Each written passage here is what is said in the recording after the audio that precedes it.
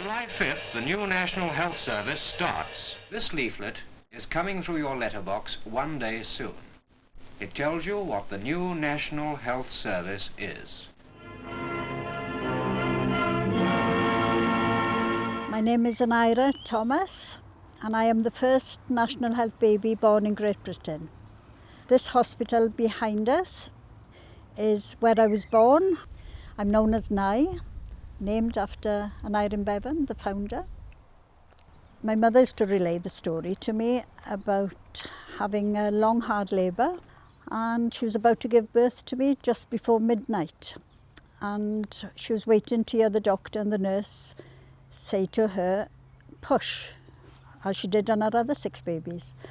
But all she heard was stop, hold on Edna, hold on. And I think she held her breath for 1 minute, and I was born 1 minute past midnight on the 5th of July, 1948. I used to sit for hours with my mother asking her stories about her life, because I never had grandparents because of lack of healthcare. And she remembers seeing 2 men carrying her father home towards the house. Came in, he'd broken his leg in 2 or 3 places, and they had to call a doctor. And then the doctor needed payment, and the only thing they could sell was the family piano because they didn't have the money. When we see a hospital, we're inclined to think of the work done by nurses, doctors and surgeons.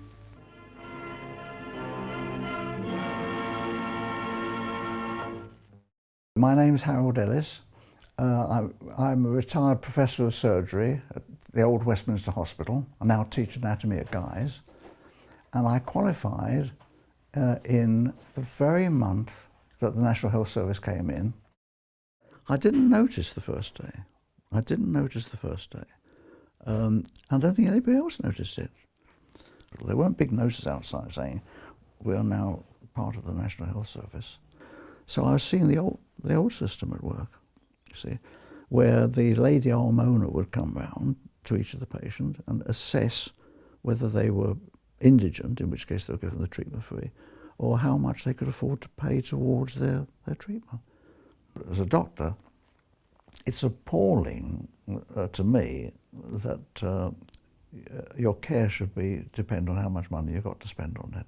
The new scheme starts on July the 5th, but there's one thing you should do at once. Choose your doctor now.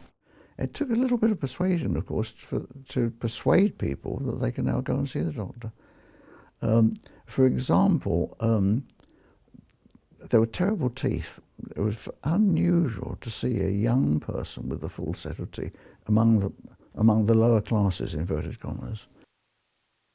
The changes have been the disappearance of some diseases which were common. 1, polio. That's what I was scared of. A pal of mine, a medical student, a year ahead of me, died in an iron lung. 2, the disappearance of a lot of the old surgery that I did, and the appearance of the surgery for today, which amazes me. Yes, our nurses are busy and overworked because there aren't enough of them.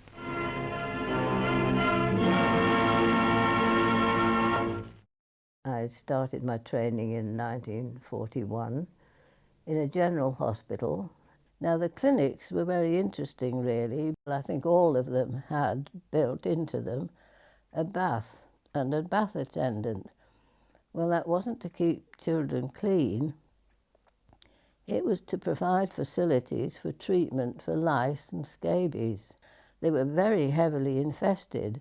The parents were notified, and if they weren't successfully treated within a certain time, because it wasn't one child, it was usually a family, and they were taken to court. There was a department where they gave sunlight treatment to children because, of course, in Manchester and quite a lot of the industrial cities, they weren't getting the sunlight. It was a continual smog almost in Manchester. With a new dressing, perhaps you'll sleep for a little while. Thanks, nurse. They don't feel too good. I know, but try and relax and you'll soon have them more comfortable.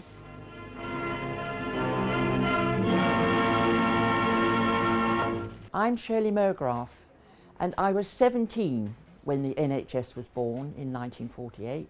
I have had about 24 or 25 hospital admissions over a period of about 60 plus years, and about, I think, 10 lots of major surgery, including those things. So what I would have done without the NHS, I don't know. Yes, this is a fever hospital where the sufferers, mainly young, need much care. If there is an issue of going to see the doctor, it was always a question about how much it was going to cost for probably the majority of people in this country. People could not afford, couldn't even afford to go and seek medical opinion and advice, let alone treatment. And people suffered hugely as a result of that, and people died because of it. For me, there is no question the NHS is the jewel in the crown of a civilised society.